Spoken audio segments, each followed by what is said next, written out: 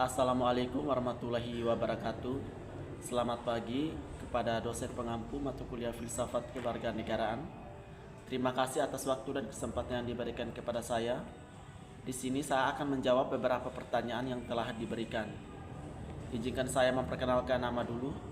Saya Adrianus Suko dengan NIM 24040100410. Baik, langsung saja. Yang pertama, menurut Hartyamoko, warga negara kompeten adalah warga negara yang memiliki kemampuan dan kesadaran untuk berpartisipasi aktif dalam kehidupan publik dan mengawasi jalannya pemerintahan, khususnya dalam sistem demokrasi. Beberapa karakteristik yang dapat disimpulkan dari pandangan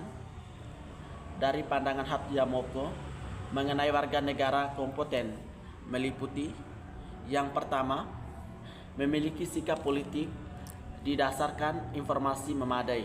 Yang kedua, mendorong partisipasi terbuka dan kompetitif.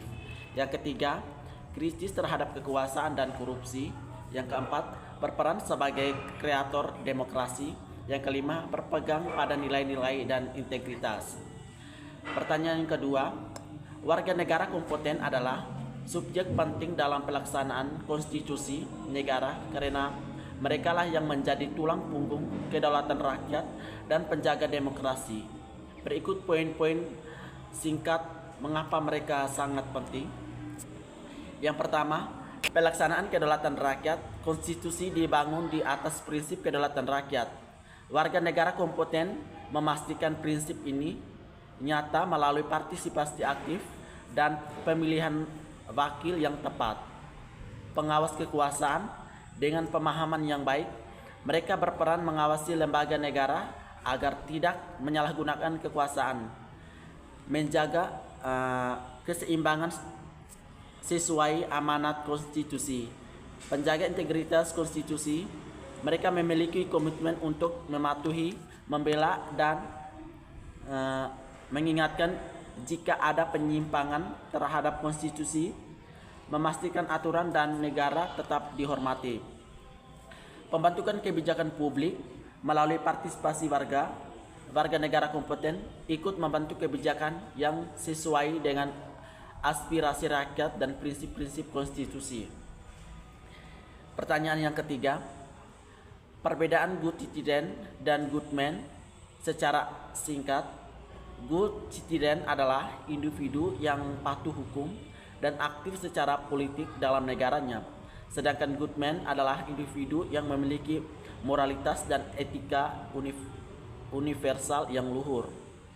Good citizen atau warga negara baik fokus pada peran dan tanggung jawab dalam sistem politik atau hukum negara, sumber aturan, hukum, peraturan dan norma sosial negara. Contoh, membayar pajak tepat waktu, ikut pemilu, atau menjadi sukarelawan untuk kegiatan lingkungan yang diatur pemerintah.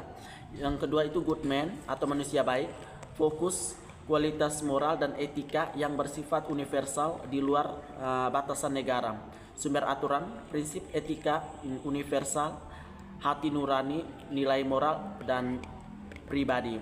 Contoh, jujur dalam segala situasi, membantu orang kesusahan tanpa pamrih, atau memperlakukan semua orang dengan hormat. Pertanyaan yang keempat, menurut Develin, keutamaan warga negara merujuk pada kualitas atau sifat-sifat moral dan intelektual yang harus memiliki oleh setiap warga negara agar dapat berpartisipasi secara aktif dan bertanggung jawab dengan kehidupan politik suatu negara. Keutamaan penting untuk menjaga stabilitas dan kelangsungan sistem pemerintahan yang demokratis. Beberapa poin penting terkait keutamaan warga negara menurut Develin. Yang pertama itu partisipasi aktif. Kedua, kepedulian terhadap kepentingan umum. Yang ketiga, ketaatan pada hukum dan norma. Yang keempat, kesediaan berkorban untuk negara. Yang kelima, pendidikan politik. Yang kelima, beberapa syarat agar agar negara mampu mewujudkan kewarganegaraannya terbaik di dunia. Yang pertama itu demokrasi yang sehat, pemerintahan terbuka, partisipatif, dan menjamin hak politik warga negara. Yang berikut penekanan hukum yang adil, hukum ditegakkan tanpa diskriminasi dan melindungi hak asasi manusia. Yang keenam, mampu tetap masih butuh banyak perbaikan. Alasannya, yang pertama itu optimis. Demokrasi berkembang dan pemilu berjalan rutin. Keberagaman budaya mendorong toleransi. Bonus demografi atau banyak generasi muda. Yang berikut tumbuhnya kesadaran sosial di masyarakat. Yang berikut tantangan, pendidikan kewarganegaraan belum merata, korupsi dan kepemimpinan belum jadi teladan, kesenjangan sosial masih tinggi, kebebasan sipil belum sepenuhnya terjamin. Kesimpulannya, Indonesia bisa mencetak the best citizen asal memperkuat pendidikan, kepemimpinan kesejahteraan, dan kebebasan sipil. Pertanyaan yang ketujuh, nilai-nilai adalah fondasi utama karena beberapa alasan.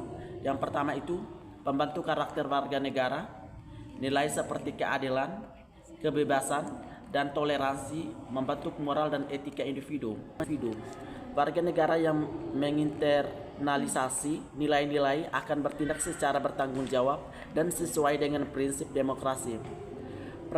Praktek sosial dalam masyarakat yang beragam, nilai-nilai bersama, misalnya musyawarah, menjadi pedoman untuk menciptakan harmoni dan mengatasi perbedaan. Tanpa nilai-nilai ini, masyarakat rentan terhadap perpecahan perilaku individu dan menjaga kekuatan masyarakat dalam sebuah negara. Pertanyaan ke-8, Sutbon Wallace,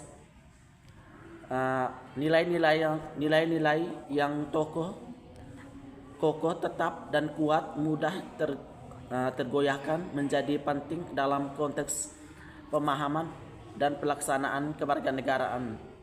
Karena satu, menjaga moral